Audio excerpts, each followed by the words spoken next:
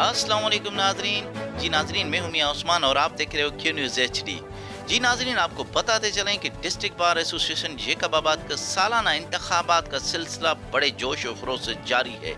First session civil जज खालिद हुसैन लेगारी की निगरानी में सिविल कोर्ट बिल्डिंग में पोलिंग स्टेशन पर वोटिंग का सिलसिला जारी। 2023 सदारती उम्मीदवार दम दस्तगीर पैनल के सीनियर एडवोकेट अहमद नवाज पेचुओ साहब, अलशबाज पैनल की तरफ से एडवोकेट जफर अली रिंद साहब, जबकि भिटाई पैनल के सदारती उम्मीदवार जफर खलीद जखरानी साहब एक दूसरे के मदे मुकाबिल खड़े हैं।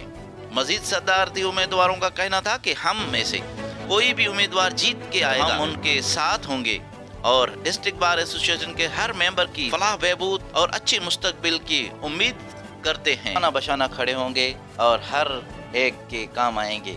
इसी के साथ ही कैमरा टीम के साथ मियां उस्मान को इजाजत दीजिए। मजीद अपडेट के लिए देखते रहिए क्यू न्यूज़ HD।